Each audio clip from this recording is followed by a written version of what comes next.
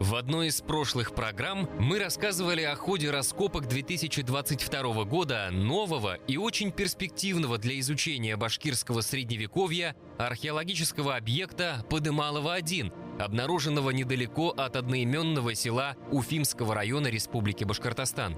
По предварительным выводам, здесь мог находиться торговый, производственный и политический центр Башкортостана XIV века.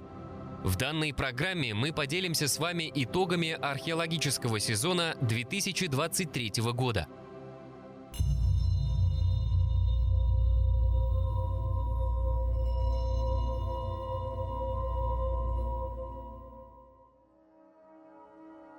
В 2023 году раскопки велись на территории селища Подымалово-1 и вокруг мавзолея Турахана в Чишминском районе.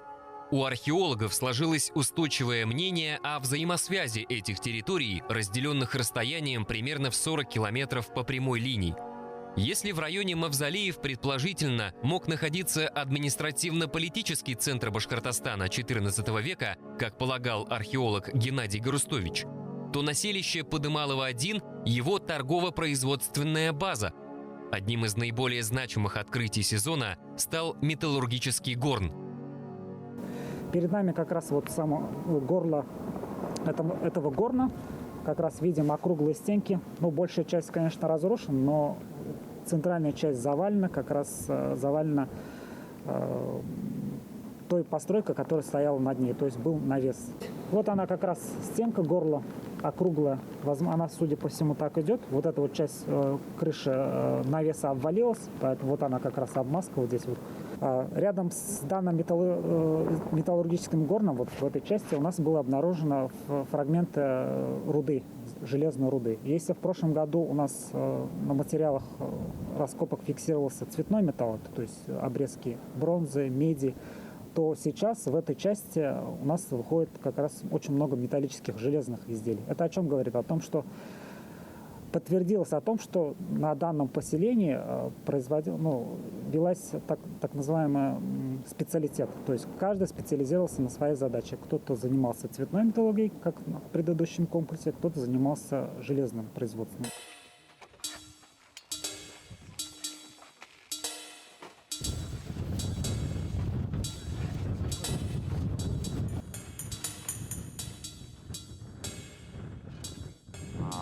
На площадке была специализация, участки, где занимались цветной металлургией, косторезным делом, были определены в ранние периоды. Да? В этом году участок, скорее всего, он связан с черной металлургией. Наряду с сыродотным горном были определены, рядом лежали и фрагменты руды, фрагменты извести, которые, скорее всего, использовались для придания прочности, для определенных качеств, придания определенных качеств металлам. Да? Другие отдельные какие-то также компоненты. Вот. В последующем геологи нам смогут точнее уже сказать, для чего что применялось. Да? И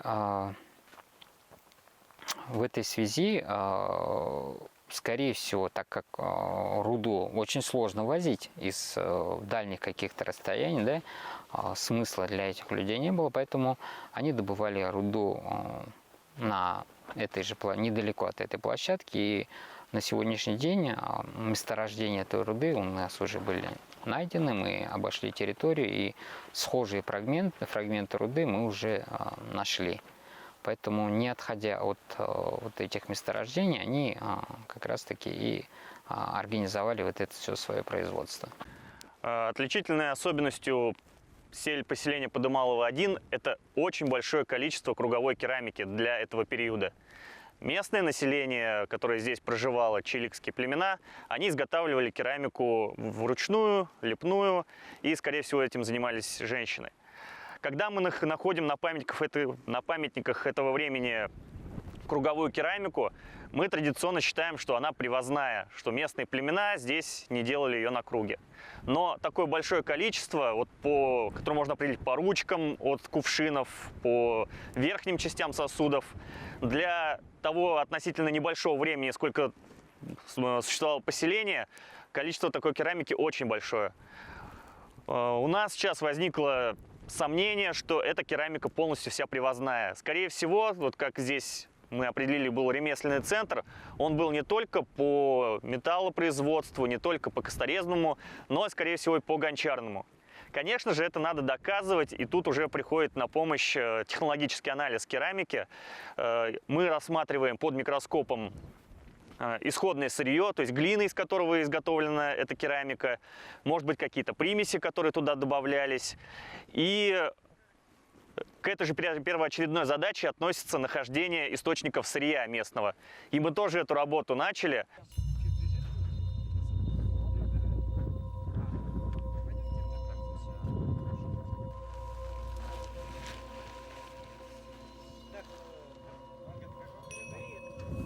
Глина использовалась местным населением не только для изготовления посуды, но, по всей вероятности, и в домостроении. Жилье местного населения, вероятнее всего, представляло, ну, по крайней мере, из того, что мы можем проследить. Хотя, насколько я понимаю, мы сейчас больше исследуем производственную площадку, чем жилую. Но вот эти технологии среднеазиатские, когда берется плетневая система, каркас, а потом обмазывается глиной, и что-то похожее мы прослеживали на Уфе-2. Хотя, конечно, это гораздо более ранний период, но тоже вот эти плетневые конструкции, обмазанные глиной, которые потом складывались и на их месте ставились новые такие же, что позволяло отложиться нескольким слоям. Вот что-то, я думаю, примерно такое здесь и было. Кроме упомянутой лепной и круговой керамики местного происхождения, в культурном слое селища уже традиционно было обнаружено много осколков дорогостоящей посуды класса люкс, привозившейся в Башкирию из Средней Азии или с Нижнего Поволжья, где располагались центры Золотой Орды – Сарай-Бату, Сарай-Берке, Хаджи-Тархан. Здесь вот хотелось бы представить фрагменты штампованной керамики. Она сероглиняная и изготавливалась в основном на территории Средней Азии. Отличие от Нижневолжской, то что там штампованную керамику изготавливали красноглиняную. Как раз таки вот наличие такой керамики говорит о связях со Средней Азией. Сейчас вот покажу.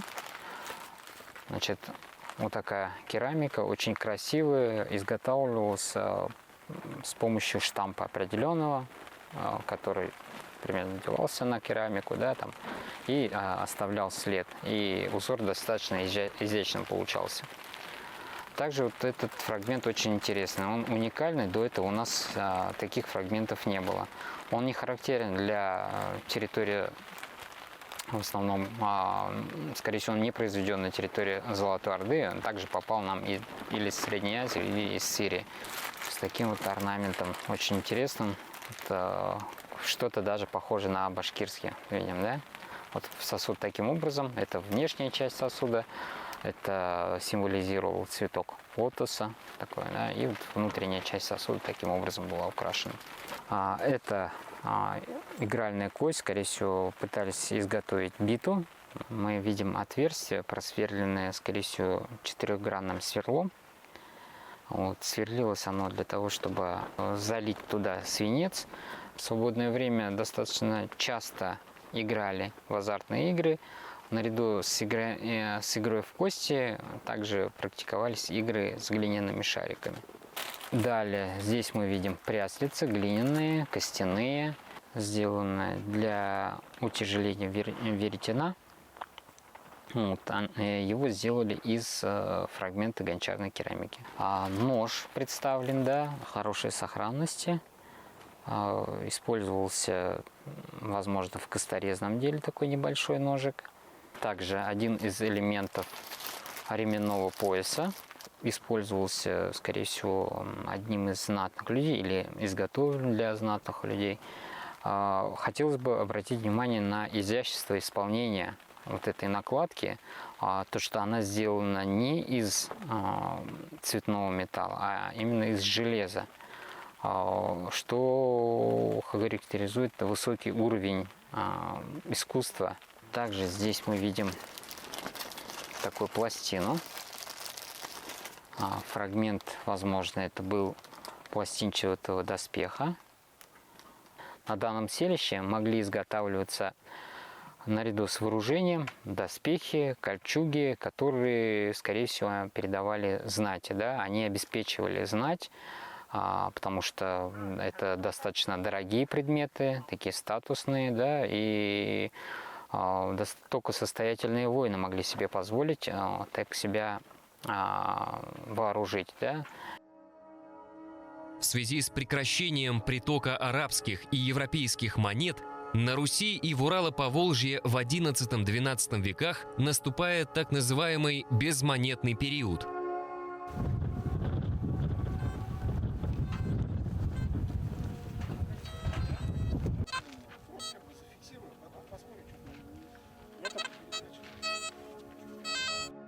Монеты вновь входят в денежное обращение лишь в XIV веке в виде джучитских серебряных дирхемов и медных пулов. Оба вида наличности присутствуют в культурных слоях селища. Здесь у нас представлена одна монета, это монета хана Узбека, серебряная монета, чекан города Сарай, 1340 год. Медная монета пока еще не прошла реставрацию, но уже элементы какие-то проявляются. Когда будет отреставрировано, почищено, тогда более точно сможем сказать о датировке этой монеты. Для изучения подобных артефактов используются цифровые технологии, позволяющие рассматривать неразличимые глазом детали. Как один из примеров цифровки находок, данная накладка, которая была найдена здесь на раскопе Подымалово, довольно небольшого размера и, соответственно, очень плохо различается штамповка, очень плохо видно рельеф ее. И цифровая копия нам как раз, здесь цифровая копия находится, и цифровая копия позволяет нам увидеть все детали, которые мы не можем посмотреть глазом. Опять же, копия необходима для дальнейшей передачи исследователям, которые занимаются именно, например, этой темой. То есть полностью размерная модель, точная, с разрешением десятки доли миллиметров, полностью повторяющая форму. Все. И, соответственно, там есть и цвета, есть текстура на тот момент, когда все это было снято, который позволяет нам виртуально работать с материалом. И таких, в принципе, примеров достаточно много. Мы стараемся такие наиболее яркие находки сразу оцифровывать. Либо, если предмет разрушается, тоже необходима оцифровка, чтобы как-то его сохранить. Может быть, он даже не доедет до камеральной обработки. Набор обнаруженных артефактов в прошлом 2022 году в целом остался прежним. Однако раскопки 2023 года дали новые подробности, касающиеся хозяйственной жизни населения селища Подымалово-1. В этом году у нас удалось обнаружить значительно большее количество иголок. Интерес именно такой категории находок заключается в том, что, помните, мы в прошлом году говорили, что у нас был там металл, обработка металла и так далее. А в этом году мы увидим то, что и иное производство было на территории селища Подымалово-1. Видимо, что-то связано с обработкой кожи, еще чем-то, ну, где применялись вот такие вот иглы. То есть они абсолютно разных размеров, достаточно крупные есть, что-то близкое к шилу, да, и вот такие небольшие иглы, мы их называем современного облика. Действительно, если посмотреть, они очень похожи на те иглы, которые можно купить в любом хозяйственном магазине. Это железные иглы, очень достаточно тонкой работы. То есть те люди, которые занимались изготовлением их, то есть знали, что делают. Еще одна интересная находка – это вот такой вот замок, так называемый секретка. То есть они достаточно распространены в золотоордынских памятниках в Поволжье, и в Средней Азии, естественно. И вот такая вот вещь, найденная у нас. То есть продолжается у нас достаточно неплохая категория находок, связанная опять с кашиной керамикой, именно с бирюзовой поливой. Ее в этом году было значительно больше, чем в прошлом году. И еще одна так называемая заготовка, о чем я говорил, что нас больше радует не сами изделия, а то, что вот местные мастера пытались повторить вот эту технологию изготовления кашенной керамики, пытались адаптироваться, вероятнее всего, к местным условиям. То есть это тоже интересно. То есть, значит, не сама продукция поступала сюда, да. То есть понятно, что она была, но и сами носители этой традиции, сами мастера, они также присутствовали здесь, на территории селища Подымалово-1.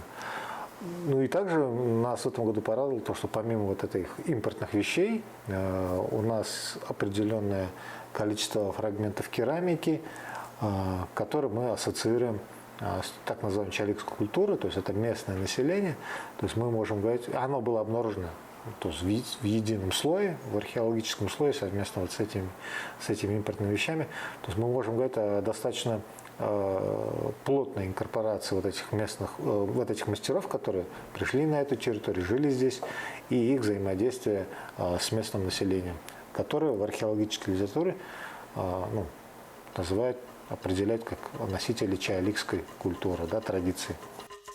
Из предметов женских украшений, обнаруженных на селище, следует отметить очень красивые, вероятно, импортные бусы, вернее, то, что от них осталось.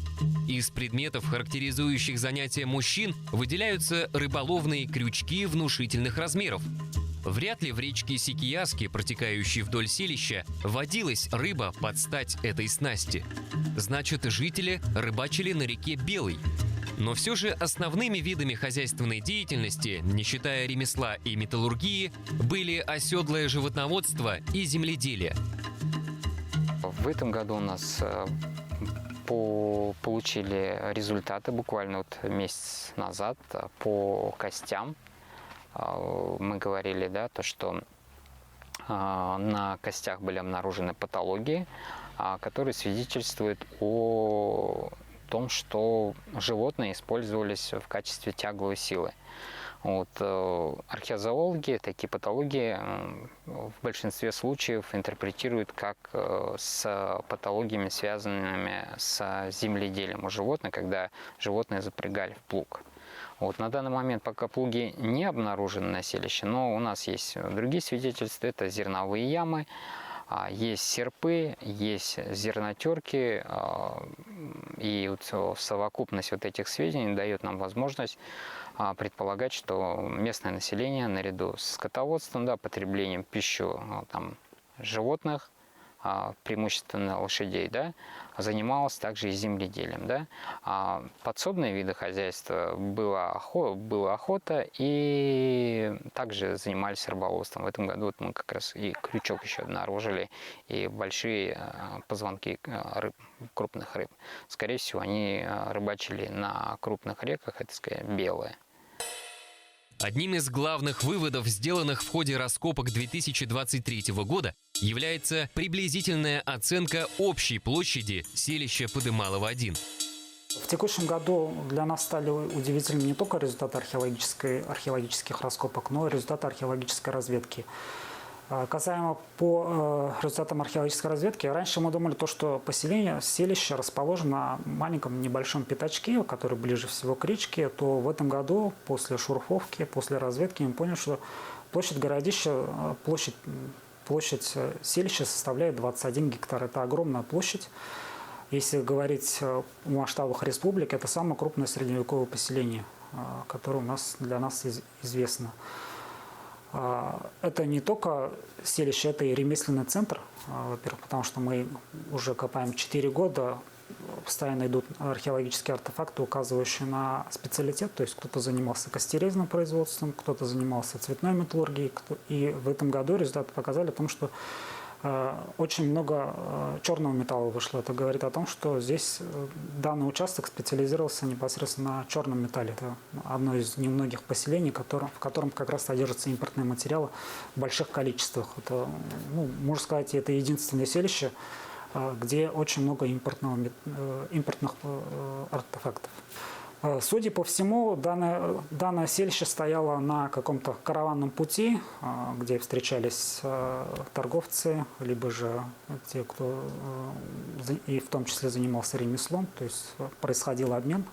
То есть в это время, я так предполагаю, что если Уфа-2 у нас затухает, то есть наверняка вся жизнь уже перемещается вот как раз на эти караванные пути, на эти стоянки.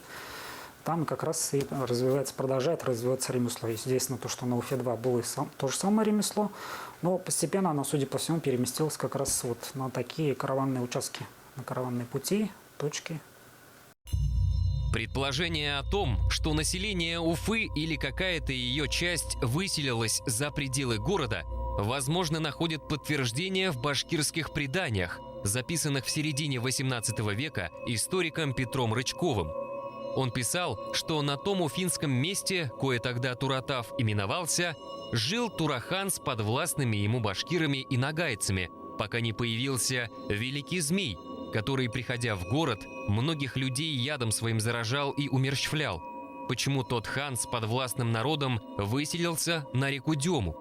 Не исключено, что в основе этой легенды лежит реальный факт эпидемии чумы, свирепствовавшей в Урало-Поволжье во второй половине XIV века.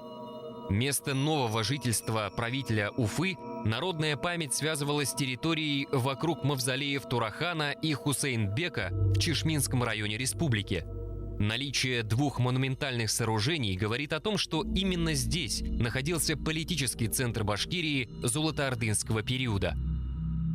Известно то, что Хусейнбек, он не местный, он пришел нам с города Тарас, а надмогильная плита об этом конкретно указывает, плюс народные предания об этом говорят. То есть, если они назначались, судя по всему, это наместники хана Золотой Орды. Мавзолей не просто так сооружались, не для простых людей. Это человек, который распространял ислам, либо же следил, и одновременно следил за местным населением, так как он наместник. Ситуация с мавзолеем Хусейнбека, а Турахана то же самое. Я предполагаю, что это наместник Золотой Орды, который либо же это был после Хусейнбека, либо же до него. Тоже смотрел за местным населением. Соответственно, вместе с ними пришли те люди, с кем он работал, то есть работники так называемой администрации. Мавзолей Турахана был разграблен много веков назад. В советское время поверхность грунта внутри здания была залита бетоном. Тем не менее, раскопки, производившиеся близ мавзолея Турахана, дали интересный антропологический материал. В моем понимании, это какой-то вот те скелеты, которые были обнаружены, или погребения были обнаружены в прошлом году, показывают, с одной стороны, что это были кочевники, то есть очень много времени проводили верхом, и достаточно крупные, и по ощущениям, что это пришлое население. Но откуда пришло население? Необходимо разбираться, целый комплекс анализов необходимо делать, и костного материала, и по датировке. То есть мы продолжаем работать. Дело в том, что когда мы говорим о пришлом населении, местном населении, понимаете, в какой-то момент времени все мы откуда-то пришли на эту землю, и очень много факторов влияет на формирование культуры. То есть очень редко она вызревает прямо внутри себя и становится, особенно здесь у нас на Южном Урале. То есть я в археологическом плане во всяком случае вижу, начиная с эпохи бронзы и заканчивая эпохой поздней средневековья, что здесь был плавильный котел, в общем-то, как все коллеги мои говорят. В XIV-XV веках башкирский народ пополнился за счет инкорпорации в свой состав большого числа золотоордынских кочевников. Поэтому на территории Башкирии какое-то время сосуществовали два уклада – оседло-земледельческий и кочевой. Пришлые племена приняли местную идентичность, исламизируясь и принимая обычаи новой родины. Археолог Геннадий Гарустович писал: «Сложность этногенеза башкир показывает, что разбитые в степи кочевые общины из орд печенегов, агузов, кыпчаков, кыргызов органически вливались в состав башкирского народа на протяжении многих столетий, постепенно теряя свою этническую доминанту, становясь башкирами. Прошли века, а башкиры сохранились под своим самоназванием. В какой-то степени они могут считаться самым устойчивым тюркским этносом». Я считаю, что это не касается не только башкир. То есть это в целом, мне кажется, на поверхности. То есть связывать, например, может быть, какие-то отдельные там народы, изолянты можно связать, да, которые где-то в горах там, или изолированы, что да, четко мы видим, прослеживается вот это там археологический вектор, который превращается в конкретную культуру, которую мы ассоциируем с конкретным этносом. Но в данном случае нет. То есть для меня все-таки важен другой момент. То есть вот мы с коллегами часто говорим, понятно, что на территории Южного Урала в какой-то определенный момент времени, я говорю про Средневековье, жило абсолютно разнокультурное население, которое контактировало между собой, взаимодействовали. Взаимодействия были абсолютно разные. Но мне кажется, что важно отвечать на вопрос не то, что откуда мы пришли, или были мы ли здесь, те или иные культуры, да?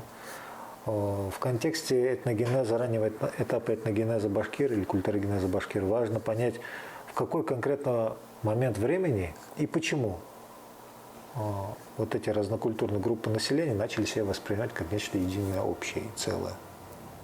Вот это очень интересный вопрос, который, как мне кажется, является ключевым на сегодняшний день.